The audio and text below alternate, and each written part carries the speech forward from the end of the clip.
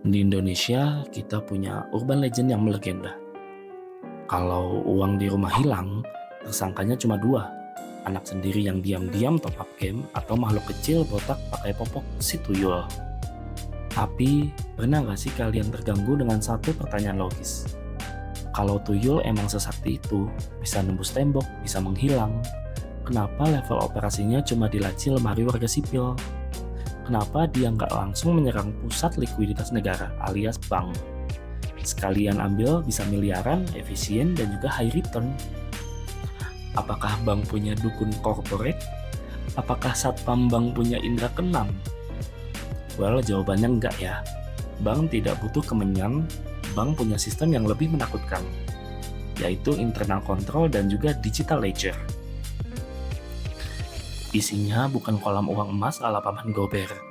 Isinya paling cuma cash inflow doang yang secukupnya untuk operasional harian.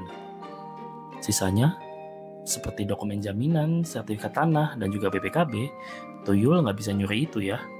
Dia nggak bisa tuh menyelipkan saham blue chip di celana dalamnya. Tuyul adalah makhluk analog yang terjebak di ekosistem digital. Masalah pertama tuyul itu adalah dia itu gaptek.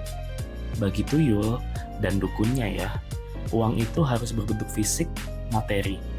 Kertas merah Soekarno-Hatta. Masalahnya, di ekonomi modern, uang fisik itu hanyalah sebagian kecil dari monetary base.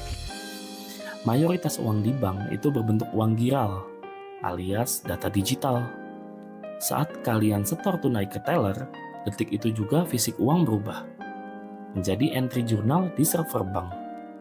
Kalau tuyul nekat masuk ke main vault atau berangkas utama, dia sih bakal kecewa ya. Oke, anggaplah si tuyul ini upgrade skill, dia ambil kursus, course, dan juga sertifikasi. Dia nggak mau fisik, dia mau memindahkan saldo rekening nasabah prioritas ke rekening dukunnya secara digital. Well, disinilah dia menabrak tembok bernama core banking system. Sistem perbankan itu paranoid ya. Untuk memindahkan dana, sistem tidak peduli bisikan gaib atau jimat. Sistem hanya peduli pada otorisasi berjenjang. Butuh user ID, password, PIN, dan juga token dinamis atau OTP yang tentunya berubah tiap menit. Kecuali si tuyul itu bisa melakukan social engineering atau phishing ke HP kepala cabang, dia bakal lumpuh total. Dan setahu saya nih, belum ada dukun yang membuka kursus coding Python atau cybersecurity untuk makhluk halus. Alasan selanjutnya, dan ini yang paling brutal secara mental ya, yaitu jejak audit atau audit trail. Anggaplah tuyul nekat mengambil fisik uang di meja teller saat lengah. Dia berhasil bawa lari 50 juta. Apakah dia menang? Well, belum ya. Dia baru saja memicu kiamat lokal bernama selisih kas atau cash variance. Setiap sore, bank melakukan ritual wajib bernama cash opname. Teller menghitung fisik uang dan mencocokkannya dengan general ledger atau buku besar yang ada di sistem. Prinsip akuntansinya mutlak. Debit harus sama dengan kredit. Kalau fisik uang hilang tapi di sistem tidak ada pencatatan keluar, alarm berbahaya akan berbunyi. Satu kantor tidak boleh pulang, pintu dikunci, tim audit internal akan turun. CCTV juga akan dicek detik per detik, nomor seri uang juga akan dilacak. Kalau si tuyul itu mencuri, dia hanya akan menyiksa karyawan bank yang harus lembur mencari selisih, alias nombokin. Sementara uangnya sendiri akan jadi barang bukti polisi. Risikonya terlalu besar untuk ROI-nya atau Return on Investment yang tidak seberapa.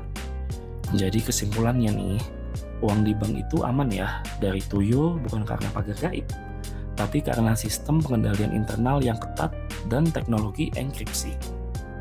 Tuyul itu udah obsolete banget alias ketinggalan zaman, korban revolusi industri 4.0. Tapi uang kalian belum tentu aman ya, ada makhluk yang jauh lebih berbahaya daripada tuyul. Namanya adalah fraudster atau penipu online. Mereka tidak butuh kemenyan, mereka hanya butuh kelengahan saat kalian tidak menjaga data pribadi. Kalau kalian klik link sembarangan atau kasih OTP ke orang asing, uang kalian akan hilang lebih cepat daripada diambil tuyul. Jadi ingat ya, musuh terbesar rekening kalian hari ini bukan makhluk halus. Musuh terbesarnya adalah social engineering alias manipulasi psikologis. Link undangan pernikahan palsu, file APK kurir paket, atau telepon dari petugas bank gadungan itu juga termasuk ya. Mereka nggak butuh kemenyan lagi, mereka cuma butuh 1 detik kelengahan kalian menjaga OTP atau one time password. Tuyul nggak bisa nembus firewall bank, tapi penipu bisa menembus logika kalian. Jadi berhentilah takut sama yang gaib, mulai waspada sama yang digital. Jaga kerahasiaan data pribadi kalian sefanatik bank menjaga barkasah.